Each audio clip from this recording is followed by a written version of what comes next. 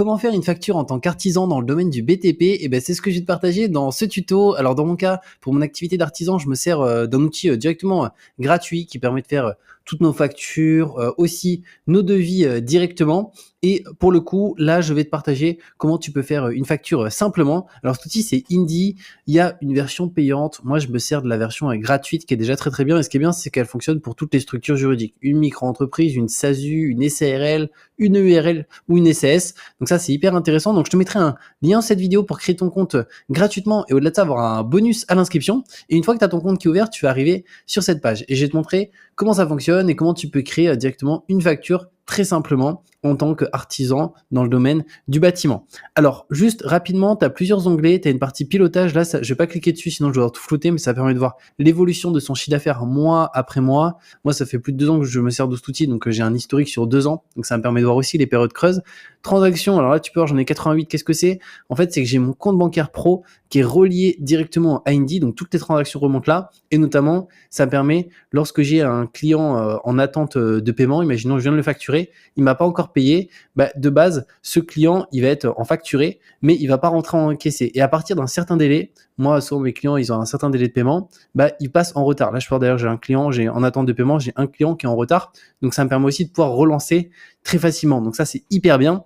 Et la partie documents, ça te permet aussi de voir certains éléments. Nous, ce qui va nous intéresser ici, c'est vraiment faire une facture. Et si jamais d'ailleurs, tu n'as pas aussi un compte pro dédié à ton activité, ben, tu peux aussi ici ouvrir un compte pro gratuit chez eux. Moi, j'ai le compte pro, mon entreprise qui est chez eux. C'est une version gratuite. Il n'y a même pas de version payante. Donc, c'est juste hyper intéressant. Donc, pour faire une facture, on va dans facturation. Ensuite, on va dans nouveau juste là.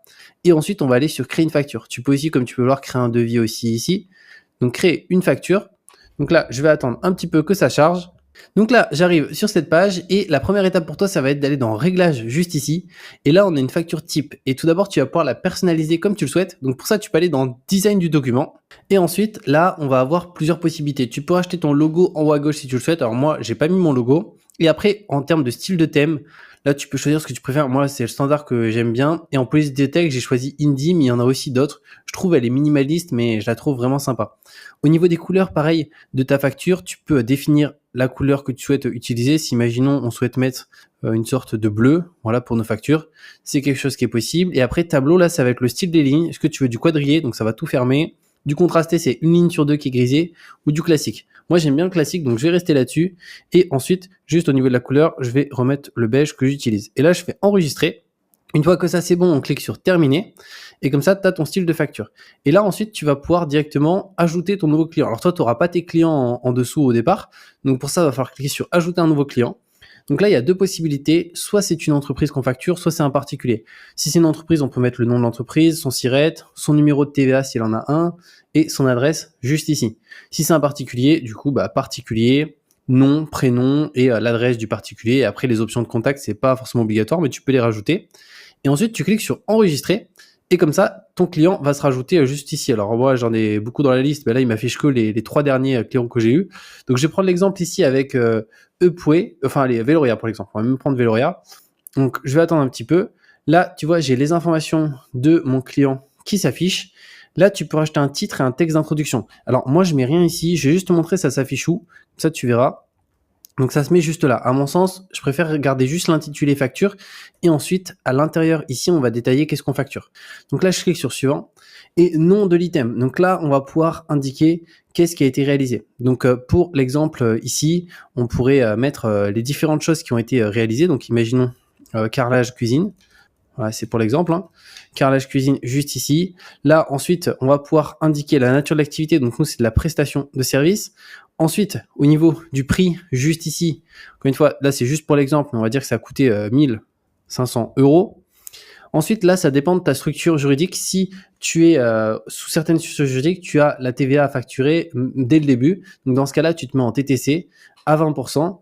Moi, dans mon cas, je suis sous un seuil de franchise avec ma structure. Donc, j'ai pas la TVA encore pour le moment.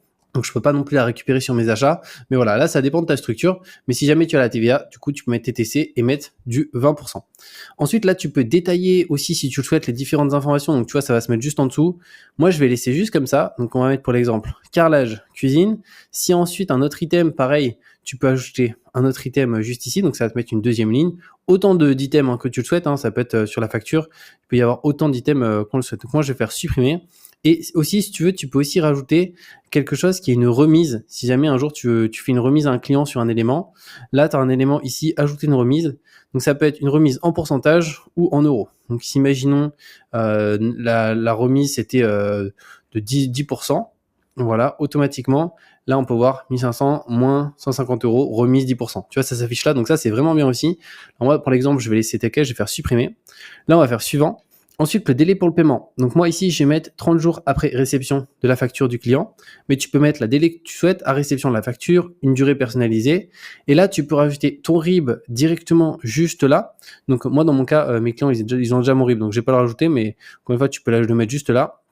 Et ensuite, là, les autres conditions, donc c'est si jamais il y a certaines modalités de paiement, des paiements en plusieurs fois ou ce genre de choses, tu peux le mettre là, en sachant qu'ensuite, les termes et conditions ici, ça c'est hyper bien, c'est que Indy, du coup, met toujours les termes et conditions à jour sur toutes les factures, parce que si demain il y a un changement administratif au niveau de l'État et qu'ils estiment que sur la facturation, il faut qu'il y ait telle ou telle mention, bah, automatiquement, ils l'ajoutent sur toutes nos factures. Donc ça nous permet d'être toujours 100% conforme.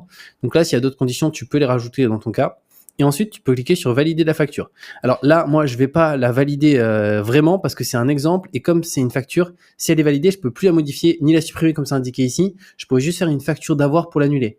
Donc dans mon cas, pour l'exemple, je vais pas la valider. Mais si imaginons ça serait réel ici, on clique sur valider et ensuite tu peux soit la télécharger en PDF et l'envoyer manuellement à ton client, soit directement tu peux l'envoyer à ton client depuis Indy. C'est-à-dire en fait, ça va directement envoyer un mail directement chez le client depuis Indy et ça c'est super bien. Et ce qui est bien aussi, je vais faire dans mon cas fermer sans sauvegarder, c'est que par la suite, du coup, l'argent va être en attente juste là pour l'exemple, et ensuite si l'argent est pas reçu, ça va passer en retard. Ah oui, bah c'est pour ça que je me disais ouais, je pensais pas avoir de retard. Non, j'ai un client qui est en attente, mais les 524 euros, mais c'est pas du retard.